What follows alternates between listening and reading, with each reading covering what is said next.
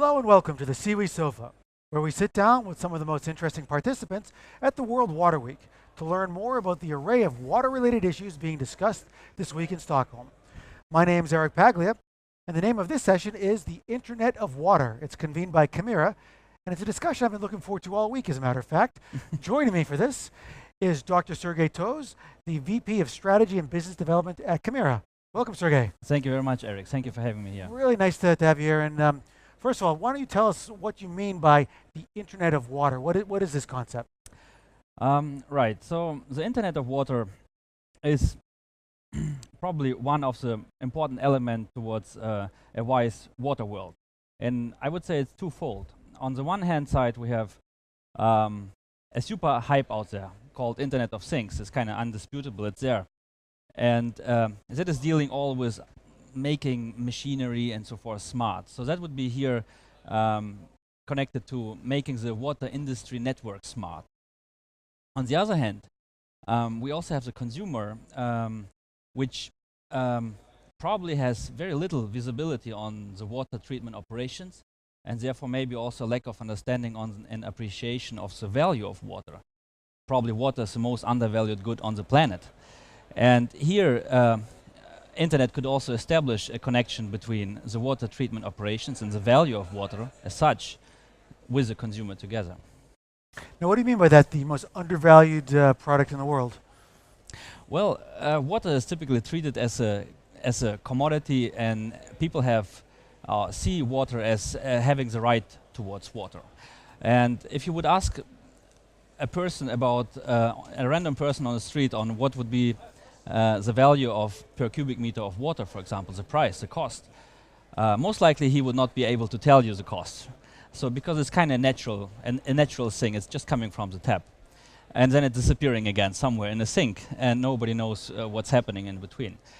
And but if you would ask this person about how much a liter of gasoline costs, or how much a smartphone costs, they probably would immediately know an answer, or at least approximately. So meaning there's the value of water as such, how important it is for the society, is not necessarily appreciated by the society. And that's probably also a lack of visibility on the water treatment process, on the water availability as such. Okay, and how will creating an Internet of Water help bring out the true value of water, make us appreciate water more? Well, I think one of the, and maybe we go with some examples here, but one of the important things here is to, again, empower the people, increase transparency and empower the people. And if we would look, for example, at even developed countries, and let's look at the region, for example, California or so, where we have a drought for many years now and water scarcity, and government is issuing even some sort of fines to the population if they do not meet water targets, water saving targets or so. And that is typically happening once a month or so when they read the water meters. But during the time, people not necessarily know how they impact the water treatment, the water usage as such, right? The water consumption, the water footprint. Now, let's think for a moment if, all people have by now some sort of smartphone with them, right? And typically it tells the people how much they move, how they eat, if they sleep well, and kind of always real-time educate you and tell you if you need to do something more or something less. So the same principle could be used for making people to help to understand their water footprint. Direct water footprint is an easy one, how much you consume during the day in your household, for example. More difficult it becomes when you think about the consumer goods, about the indirect water footprint, what people are buying. What is the choice now going for a beef or for a chicken, for example? The water footprint certainly is a different one. And if you think it even a little bit further, then water reuse is a big topic, and probably a very important topic, since making water once fresh and available is very costly, and then wasting it is very not wise. So making the water again available is important. So you could also make visible to the consumer if a product that he's going to buy is built based or has been grown on reused water or on fresh water that has been depleting then the natural water resources. And by this you actually empower the consumer to make the choices. And by having the consumer making the choices, the industry is of course following the most advantageous choices and offerings for the consumer then. So this Internet of Water would be a way to optimize the use of water, but also it would have effects in the energy sector as well, right? Right. Well, the water treatment process as such is very energy intensive. So energy is used for mainly pumping actually, on both. Producing raw water, pumping it through membranes, and desalination is an energy consumption. Or by treating the wastewater for all the aeration and so forth. It's again pumping.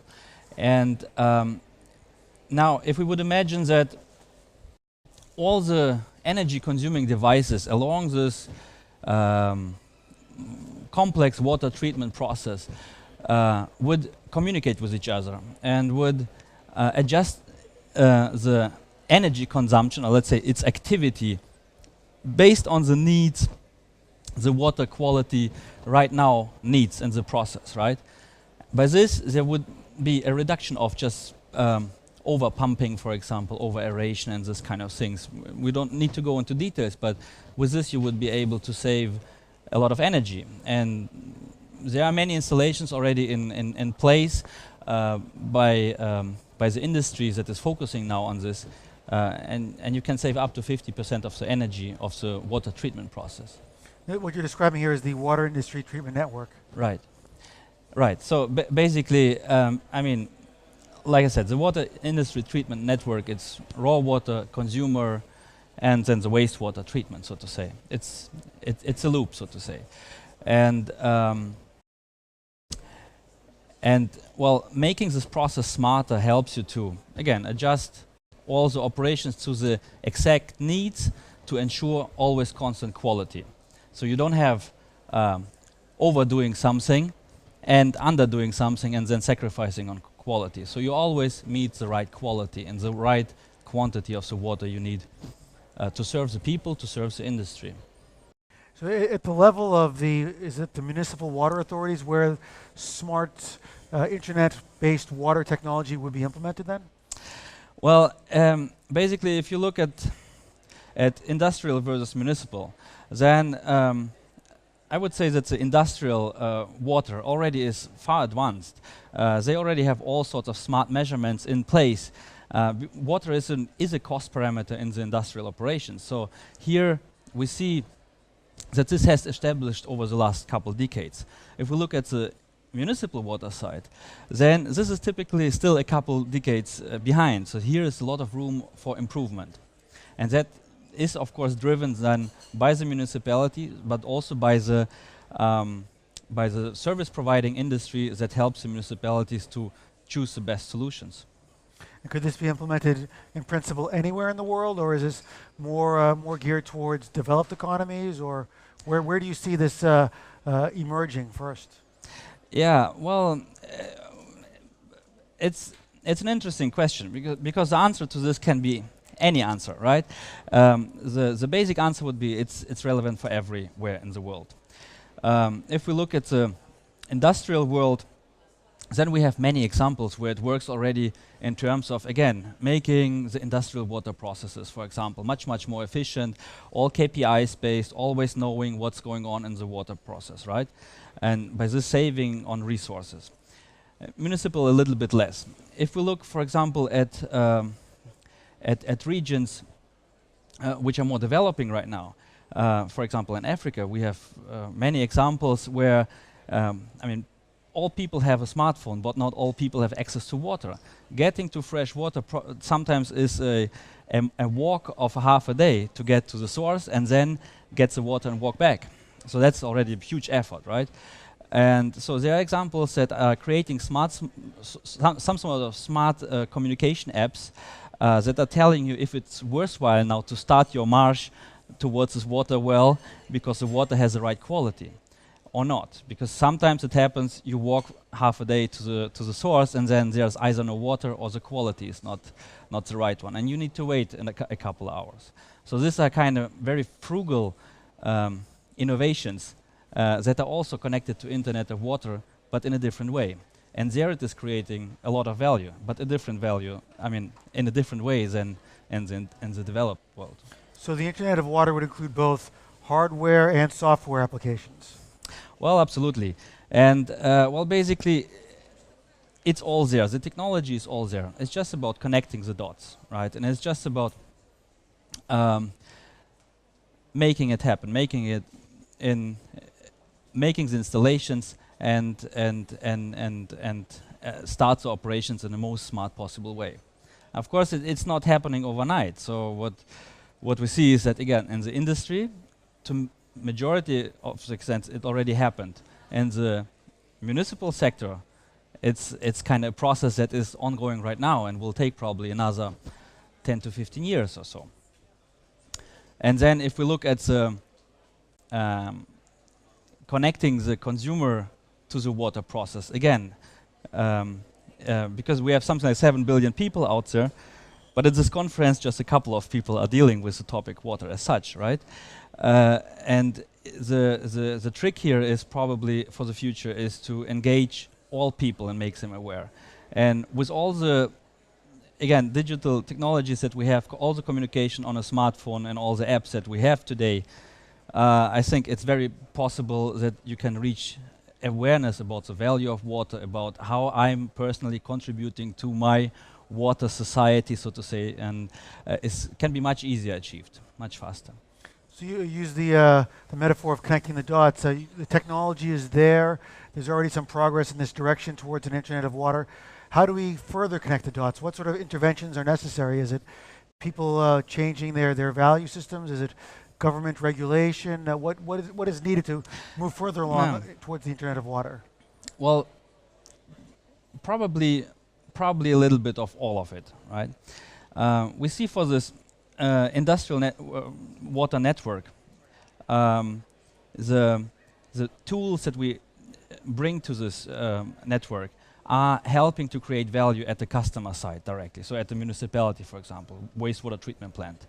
And it's helping to create value for the entire value chain here. So that is something that is happening more or less on its own. Also, we must say that there is water treatment in place to meet certain effluent regulations and contamination regulations and so forth, standards. That is already regulatory driven. So now it's just a matter of fact of making it even more efficient, right?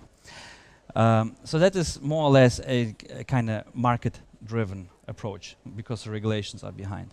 If we look at helping societies around the world that are suffering from water scarcity to save or to help the population to contribute and save on water, then it probably also requires some sort of consumer empowerment again and some sort of regulatory stimulus to make them follow these procedures in a more easy way, not just by punishing them with a penalty if they have overused the water, but helping them to make it visible how they actually contribute and how much they use, and by this then stimulating them to meet the targets of the government, of the local government, for example. Can you speak a little bit more about the consumer perspective? I mean, these apps that people can be looking at to help them change their view on water and the information they'd be getting and how that would affect their behavior. Could you paint us that picture perhaps in a little more detail? Well, I mean, I think there are a couple of apps already out there, but it must be very intuitive and it must be very easygoing. Like we all have some sort of health app or so on our iPhone, right? It tells us again automatically if we walk enough, if we move enough, and so forth. So it must be something like this. So it must be easy and intuitively being used. So and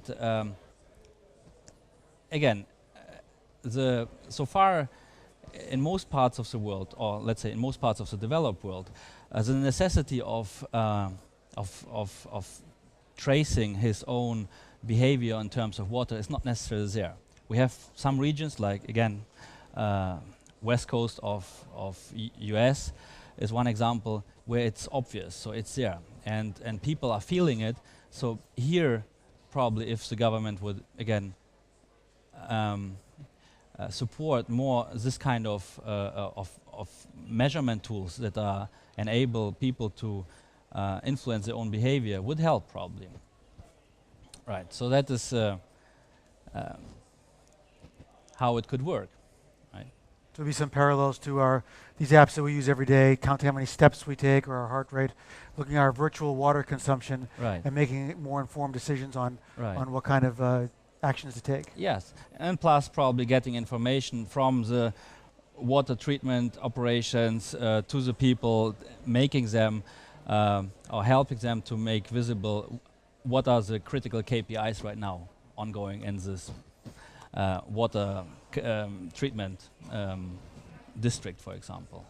So what is it? How is the water quality right now, and how is the level right now, and this kind of things, and how great job you did that you have been doing this and this. So this kind of things, right? And could you tell us what Chimaera is doing to further and advance this Internet of Water? Right. So, well, we in Chimaera are 100% dedicated to water and water-intensive industries, and we serve with our products and our offerings something like half a billion people every day. So half a billion people are somehow touched by the quality of our product every day. So that's already quite something. And we are the leading chemistry provider here to all water treatment operations. And so one of our main strategic innovation agendas is to introduce intelligence, so to say smartness, to all our customers' water treatment operations that using our products.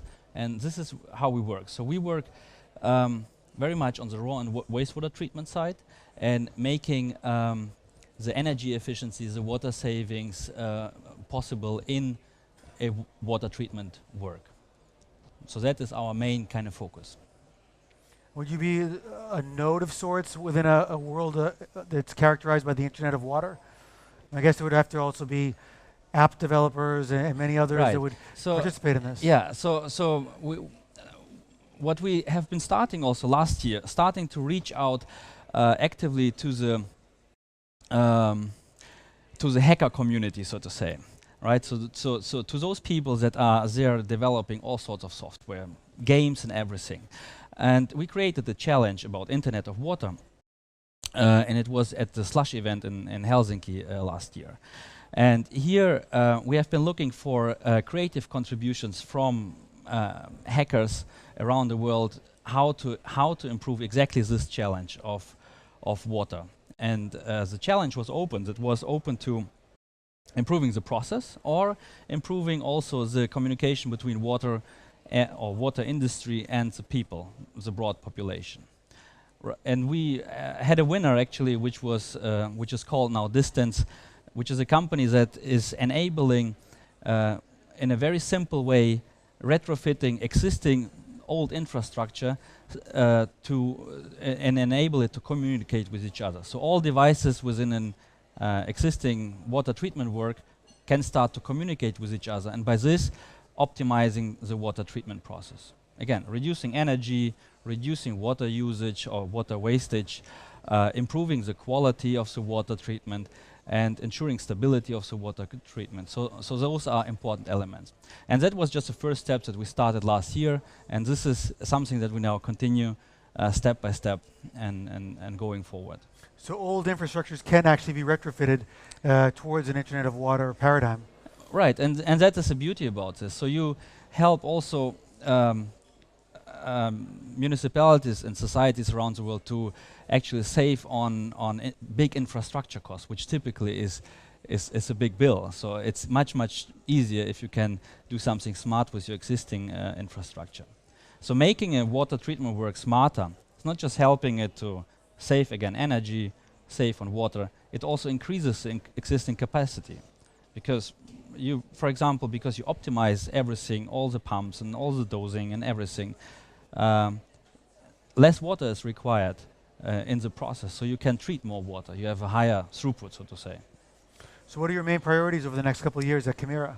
So make all water treatment processes at our customers smart and digital, and connect all the dots. Okay, connecting the dots. Thank you very much, Dr. Sergey Toz, for Thank you joining very us much. here on the Siwi Sofa. And thanks for tuning in to the Siwi Sofa. Stay tuned for more episodes throughout the World Water Week.